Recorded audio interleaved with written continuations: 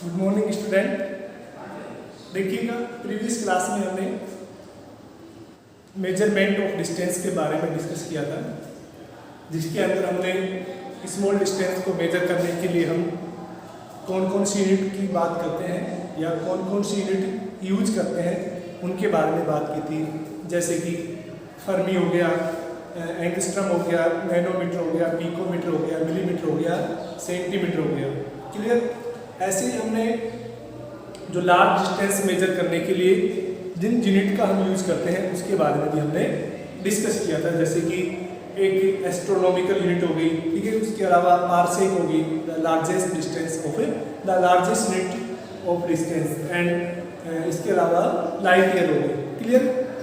इसके अलावा हमने एक मेथड के बारे में डिस्कस किया था, that is parallax method, that use to find the distance between large planet या between two planet that exist at a very large distance. Clear? So today our next topic is error. First of all, we discuss about error. What is error?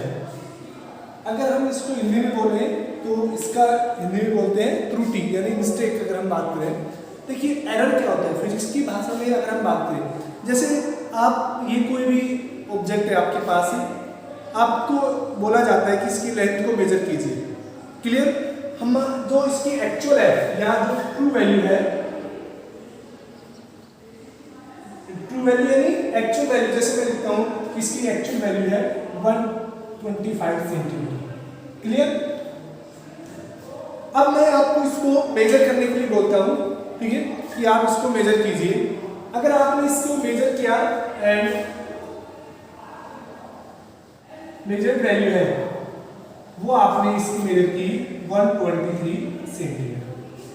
Clear? यानी जो actual value है यानी जो true value है और जो आपकी major value है, उन दोनों के बीच में कुछ डिफरेंस है और यही डिफरेंस क्या कहलाता है? एरर कहलाता है। क्लियर? यानी the difference between true value and measure value known as the error. अब ये तो यहाँ पर हमने एरर के बारे में बात की, ये लेंथ से रिलेटेड होगी। ऐसे ही अगर आप किसी ऑब्जेक्ट के मास को मेजर करते हैं, जैसे कि कोई भी जैसे इसी पेन की बात करें, अगर मैं इस पेन के मास की बात करता हूँ, अगर मैं आपको बोलता हूँ कि इस पेन का जो एक्चुअल मास है यानी ट्रू मास है, वो ट्रू मास कितना है, हम मान लेते कि 54 ग्राम है। क्लियर? अब आपसे इसको मेजर करने के लिए बोला जाता है कि आप इसको मेजर कीजिए। अगर आपने इसको मेजर किया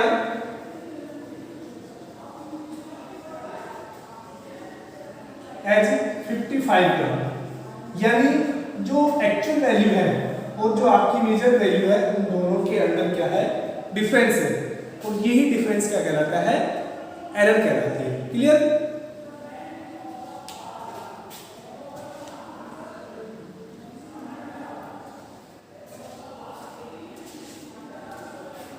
तो देखिएगा, एरर को कैसे लिखते हैं उसके बारे में बात करते हैं। तो काफी इंपॉर्टेंट टॉपिक है, इससे न्यूमेरिकल काफी आपकी बुक के अंदर है, ठीक है। टाइप ऑफ एरर की जब हम बात करेंगे उसमें हम बात करेंगे इसको डिटेल से। तो देखिए एरर क्या होता है? The difference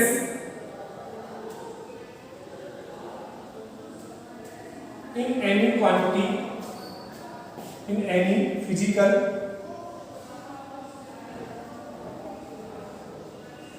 quantity of its true value and measure value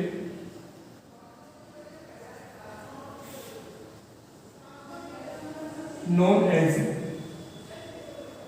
error। Clear? यानी जो ट्रू वैल्यू और मेजर वैल्यू में जो डिफरेंस है उसको हम क्या बोलते हैं? एरर बोलते हैं। क्लियर? अब देखिएगा, अगर हम इसको मैथमेटिकल फॉर्मूले में लिखें, एरर क्या हो जाएगा? ट्रू वैल्यू यानी ट्रू मेजरमेंट बोल सकते हैं उसको, माइनस मेजर्ड वैल्यू। तो ये क्या होगी? एरर के लिए हम फॉर्मूला। अब देखिएगा, ये जो एरर है पॉजिटिव में भी हो सकती है और नेगेटिव में भी आप कंसीडर कर सकते हैं। जैसे देखिएगा अगर इस पेन की जो लेंथ है मैंने बताया कि 125 सेंटीमीटर है, अगर आपने मेजर किया 123 सेंटीमीटर, इसका मीन्स क्या हुआ कि आपने इसकी लेंथ की जो एक्चुअल लेंथ थी उससे आपने 2 सेंटीमीटर लेस मेजर किया। अगर हम मास की बात करें तो जैसे मैंने बोला कि इस पेन का जो मास है वो 54 ग्राम है, क्लियर। और आपको इसको मेजर करने के लिए बोला जाता है और आपने इसको मेजर करके 55 ग्राम बताया। तो यहाँ पर देखिएगा जो एक्चुअल वैल्यू है उससे आपने ज़्यादा मेजर किया, और लेंथ की अगर हम बात करें तो एक्चुअल वैल्यू से क्या हो गया, कम मेजर किया। तो जो एरर है एक्चुअल वैल्यू से इंक्रीज भी हो सकती है और डिक्रीज भी हो सकती है, क्लियर। यानी जो एक्चुअल में एरर होती है वो क्या होती है, true value minus measured value, यानी जो नेगेटिव साइन आएगा उसको हमें कंसीडर नहीं करना होता है। यानी चाहे वो एक्चुअल वैल्यू से ज़्यादा आप मेजर कर रहे हैं तब भी एरर है, अगर एक्चुअल वैल्यू से आप भी कम मेजर कर रहे हैं वो भी क्या है, एक एरर है, क्लियर। अब देखिएगा अगर हम बात करें टाइप ऑफ एरर की, इसको नोट करना, ठीक है ना, पॉज करके नोट करते रहना, ठीक है। अगर हम बात करें टाइप ऑफ एरर,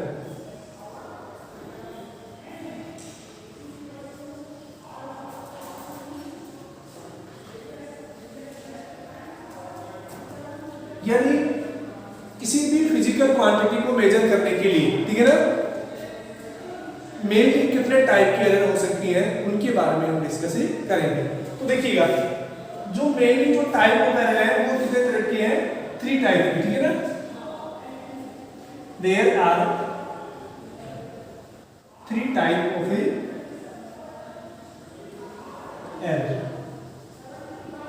यानी एरर को हम कितने टाइप में डिवाइड कर सकते हैं, 3 टाइप में, ठीक है ना। तो फर्स्ट कौन सी है, देखिए अगर हम फर्स्ट एरर की बात करें that is systematic error,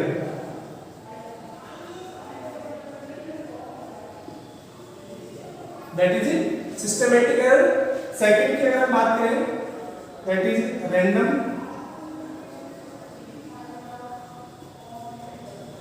clear, and third is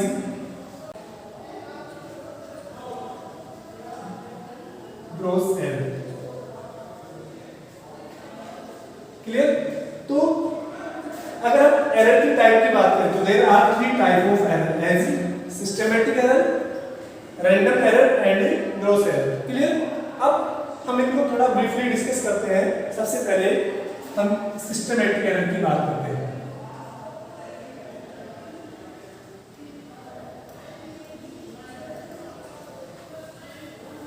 यानी सिस्टेमेटिक एरर क्या होती है, ठीक है ना। देखिएगा सिस्टेमेटिक एरर है ये किसी भी जो ऑब्जर्वर है जो किसी फिजिकल क्वांटिटी को मेजर कर रहा है, ठीक है ना, उसके द्वारा क्या होती है, अकर होती है, ठीक है ना। और ये नॉन एरर होती है, मतलब जो ऑब्जर्वर है उसको पता होता है कि ये एरर हो रही है लेकिन हम इसको रिड्यूस नहीं कर सकते। हाँ, हम कुछ बेटर इंस्ट्रूमेंट या बेटर मेथड यूज करके हम उसको मिनिमाइज कर सकते हैं, ठीक है।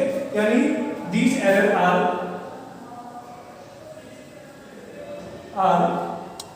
नॉन एरर, नॉन एरर, यानी ये एरर कैसी होती है, नॉन होती है, ठीक है ना। And such error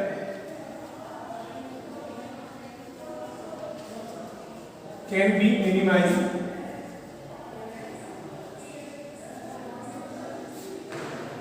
by many method। यानी एक तो क्या होता है कि ये जो सिस्टमेटिक एरर होती है, ठीक है ना, ये नॉन होती है, यानी हम जब किसी फिजिकल क्वांटिटी को मेजर करते हैं उस टाइम ये पता होती है कि इसके अंदर एरर हो रही है, ठीक है ना, लेकिन हम उसको परमानेंटली यानी 100% रिड्यूस नहीं कर सकते, क्लियर।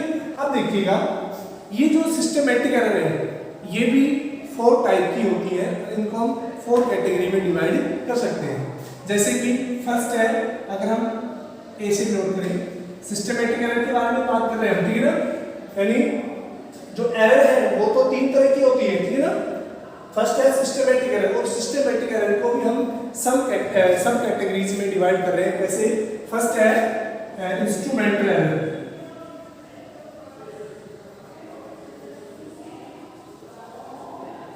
यानी इंस्ट्रूमेंटल एरर नाम से ही पता लग रहा है इंस्ट्रूमेंट यानी जिस डिवाइस से या जिस इंस्ट्रूमेंट से आप किसी फिजिकल क्वांटिटी को मेजर कर रहे हैं, अगर उसी के अंदर एरर है तो वो क्या कहलाती है?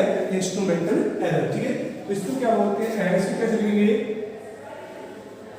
सच टाइप ऑफ एरर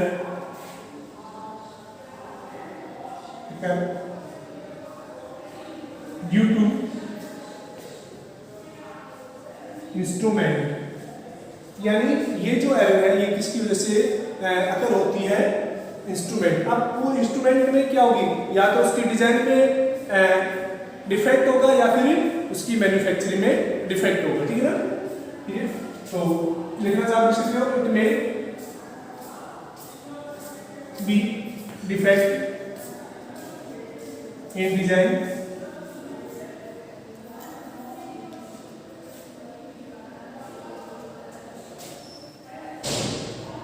डिजाइन और इन मैन्युफैक्चर।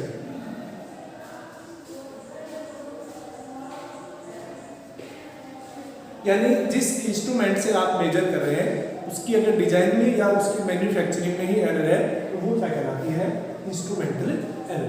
क्लियर? हम सेकंड एरर की बात करें, that is personal error.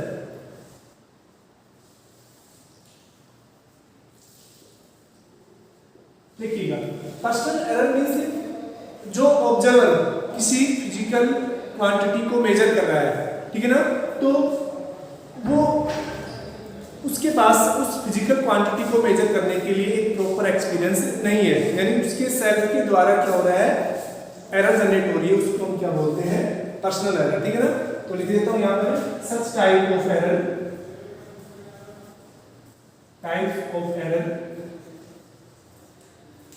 occur due to inexperience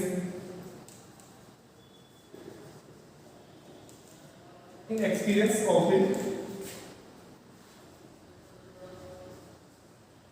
यानी जो ऑब्जर्वर है या जो मेजर है वो उसको फिजिकल क्वांटिटी को मेजर करने का एक प्रॉपर एक्सपीरियंस नहीं होने की वजह से भी एरर क्या हो सकती है? जनरेट हो सकती है। क्लियर? तो इंस्ट्रूमेंटल हो गया, ठीक है ना, पर्सनल एरर हो गया। ठीक है, अगर हम बात करते हैं next third error due to external factors, यानी जो एक्सटर्नल फैक्टर्स हैं, यानी जो वाइंड स्पीड होगी या टेम्परेचर हो गया या प्रेशर हो गया, एटमॉस्फेरिक प्रेशर हो गया, इनकी वजह से भी क्या होता है? एरर जनरेट हो जाती है। तो उसको हम क्या बोलते हैं? Error due to external factors बोल सकते हैं हम, या एक्सटर्नल जो भी फिजिकल फिनोमेनाज है जिनकी वजह से किसी भी फिजिकल क्वांटिटी की जो एक्चुअल एरर जो किसी भी फिजिकल क्वांटिटी की जो एक्चुअल वैल्यू है उसके ऊपर इफेक्ट पड़ता है, उनको हम एक्सटर्नल फैक्टर से बोलते हैं। ठीक है, तो such type of errors occur due to external factor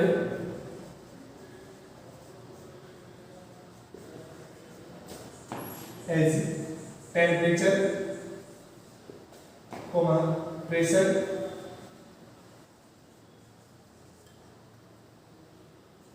and humidity. ठीक है ना,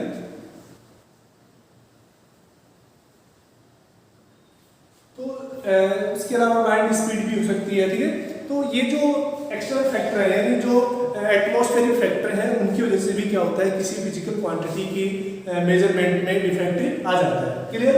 इसके बाद जो लास्ट है उसके बारे में हम बात करते हैं। तो जो फोर्थ है उसके बारे में हम बात करते हैं, that is imperfection in measuring technique।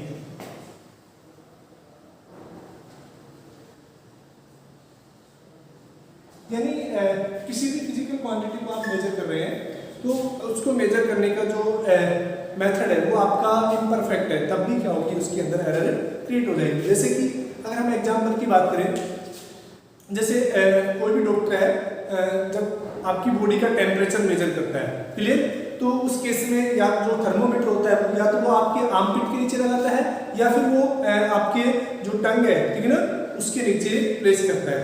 तो उससे क्या होता है कि जो वो मेथड है वो एक प्रॉपर मेथड नहीं है आपकी बॉडी का टेम्परेचर मेजर करने का। उसके अंदर जो एक्चुअल टेम्परेचर है बॉडी का वो काउंट नहीं होता है, कुछ लेस टेम्परेचर ही क्या होता है, काउंट होता है। तो ये भी क्या हो गया कि इम्प्रॉपर परफेक्शन हो गई, यानी एक प्रॉपर टेक्निक नहीं है किसी भी फिजिकल क्वांटिटी को मेजर करने के लिए। तो इसमें लिख सकते हैं कि this type of error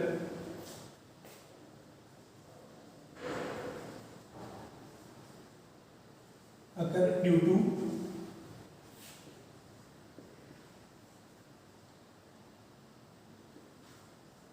imperfection in measuring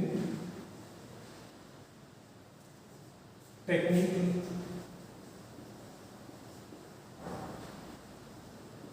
such as when any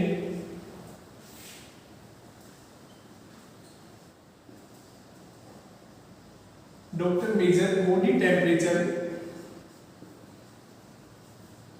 then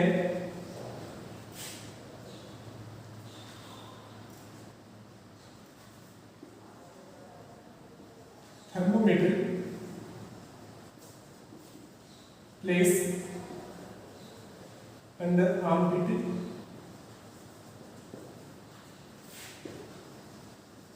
that measure less temperature, clear. तो ये बच्चों 4 टाइप की सिस्टमेटिक एरर थी, ठीक है। फर्स्ट हमने पढ़ी थी इंस्ट्रूमेंटल एरर, यानी जो किसी भी इंस्ट्रूमेंट जिससे हम मेजर कर रहे हैं किसी फिजिकल क्वांटिटी को, उसके डिजाइन में डिफेक्ट होने की वजह से जो एरर जनरेट होती है, that is known as instrumental error, clear. Second हमने बात की थी that is the personal error, कि व्हेन ऑब्जर्वर है, ठीक है, when observer had not the perfect experience, proper experience to measure any physical quantities, then personal error occur.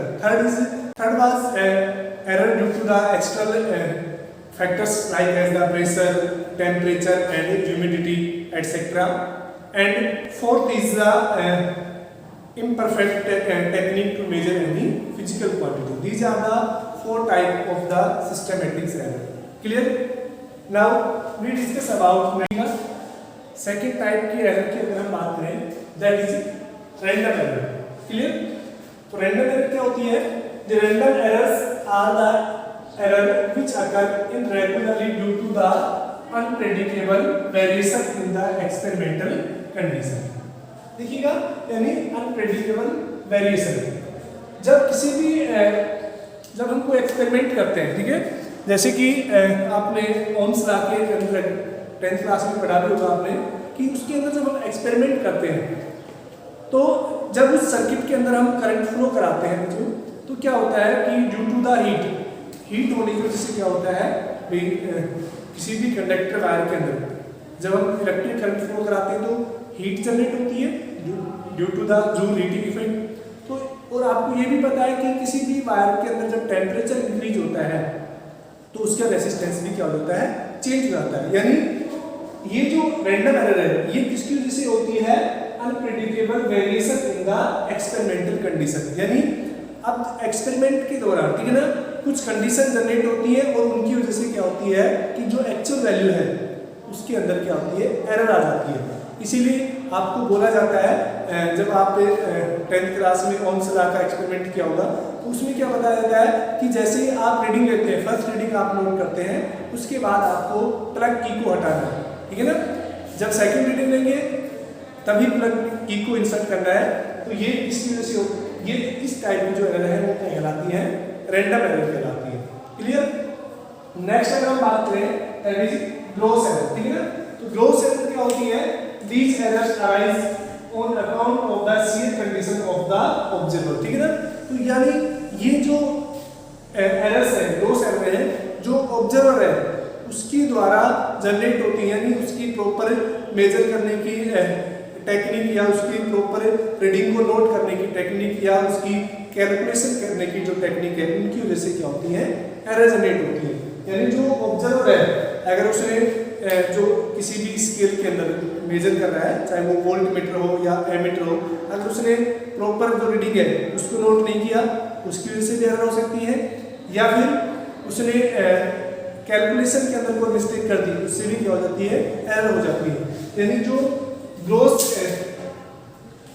Error है, उनके एग्जांपल है कि reading at the instrument without setting it properly, यानी किसी भी इंस्ट्रूमेंट से उसको आप प्रॉपर सेट करने से पहले, उसको प्रॉपर सेट करने के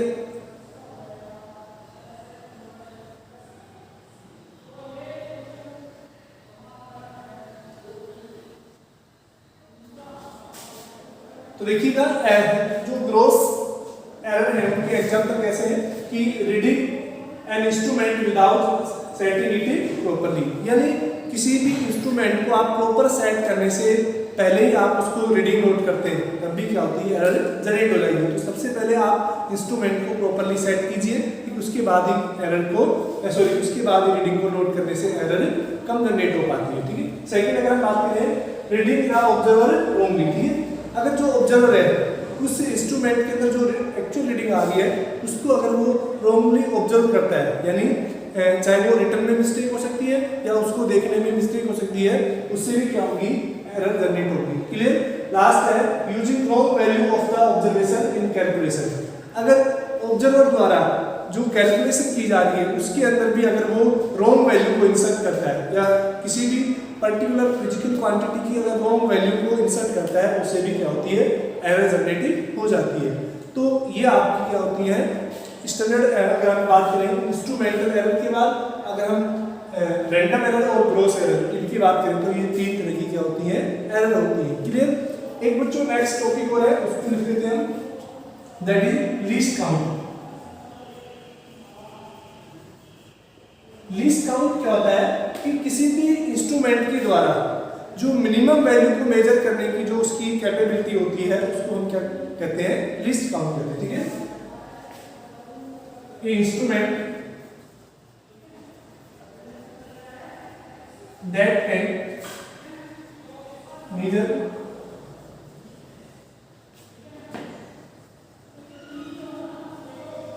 minimum value of any physical quantity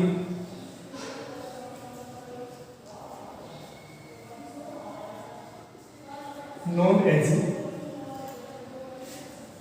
least count। Clear. यानी किसी भी इंस्ट्रूमेंट के द्वारा कितनी मिनिमम वैल्यू को मेजर कर सकता है वो क्या कहलाती है, उसकी लीस्ट काउंट कहलाती है। ठीक है। क्लियर। आज के लिए इतना ही। कल हम एब्सोल्यूट एरर, रैंडम एरर की परसेंटेज एरर इनके बारे में डिस्कस करेंगे और आपकी बुक की जो न्यूमेरिकल्स है उनके बारे में भी डिस्कस करेंगे। इनको नोट करते रहना और साथ साथ पढ़ते भी रहना। आज के लिए इतना ही। Thank you.